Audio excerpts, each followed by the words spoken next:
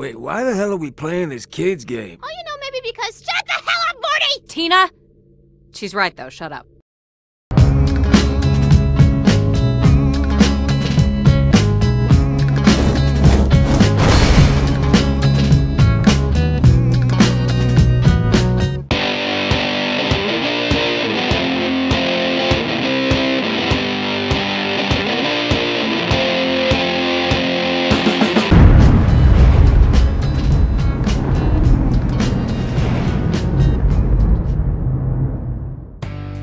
Borderlands 2 is the type of sequel that I want sequels to be like, as it does almost everything it can to build and expand upon the first entrant in the series, and Gearbox have already been praised a lot for this in 2012, but all of it is warranted. Not only does Borderlands 2 improve upon the first game, but it takes everything that worked and injected everything that it lacked.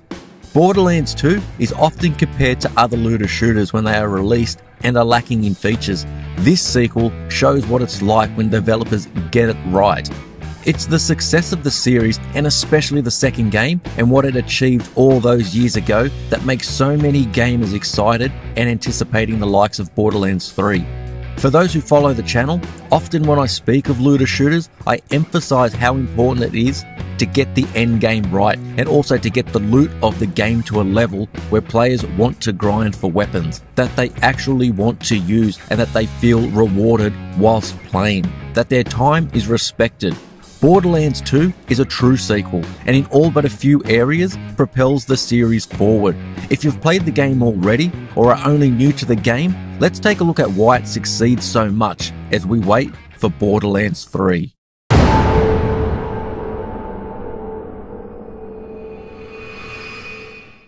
Welcome to Pandora, kiddos.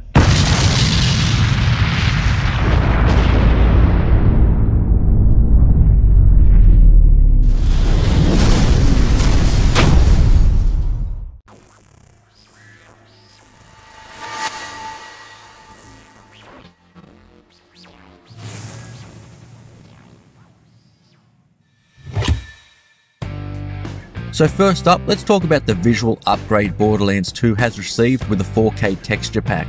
Not everyone will be a fan of the visual style of Borderlands, as its graphical style differs heavily from other games in the genre such as Destiny, Warframe, Anthem, or The Division 2. All those games go for a more serious look and tone, whilst Borderlands does almost the opposite, and in doing so, gives it a look that is just classic Borderlands. Having played the game firstly on the Xbox 360, it was already a good looking game, but now playing it on the Xbox One X with the enhanced textures, the game really is fantastic to look at. It's still somewhat simplistic in its environmental design, but everything just looks so incredibly clean now. If you were already a fan of the Borderlands look, then now it's made even greater, and even more so than the Borderlands Game of the Year edition. On top of that, now the game runs at a constant 60 frames a second, which is a first on console, and the higher frame rate is always welcome, and it actually managed to stay pretty damn stable, even with a lot of action happening on screen at once. The inclusion of HDR on the higher end consoles also makes it even more impressive, and brings the aging title up to more modern standards. For owners of the Anthem collection already, the 4K texture update is a free download, so it's definitely worth getting and making those environments and character models much nicer to look at. Two areas of the first Borderlands that I found were a letdown was in the very overly simplistic story, and how characters that are introduced are all but mostly ignored, as their main purpose is to dish out simple, repetitive quests. But thankfully, the sequel rectifies these problems and contributes heavily to why Borderlands 2 is so loved. First, we have Handsome Jack, who is just an all-round great villain who really adds so much to this game. He's expertly written and such an interesting character to include, which makes playing through the game anything but a chore, and the quality of the writing is extended to all of the supporting characters as well, such as Scooter, Tiny Tina, Claptrap, and all the rest.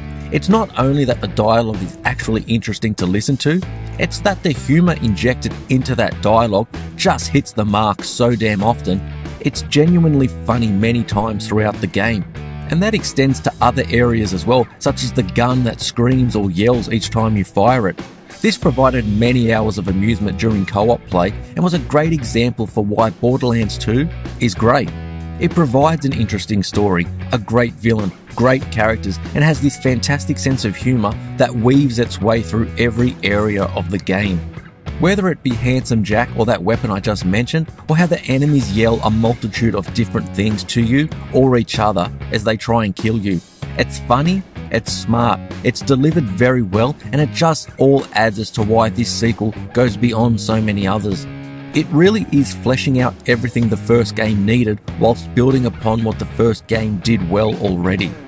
Vehicles make a return to the game and are similar to how they were, but I've always felt like these are a little average to drive and when using their weapons compared to just how well the gunplay feels whilst on foot and the variety it provides with the huge number of weapons available. Seeing the numbers fly off the enemies as you shoot them never gets old as you level up throughout the game. Seeing as the Handsome Collection includes the base Borderlands 2 game and all of its DLC, players will be playing through a huge amount of content on their way to the max level of 72. And in order to get to that level, players will also be able to increase the difficulty of the main game, including the main missions and the side missions, as they go firstly into true Vault Hunter mode and then onto the ultimate Vault Hunter mode. As would be expected, this allows playing through the game with much tougher enemies, some sporting body armor who didn't have any in the first playthrough, but it also offers up better rewards for players to earn. This also makes it much more important to go in with a team of players, as each of the characters' abilities and loadouts all work together to overcome these bullet sponge enemies. And speaking of the different characters, there are 4 that players can choose from, which each have different abilities, so it adds even more diversity when playing the game.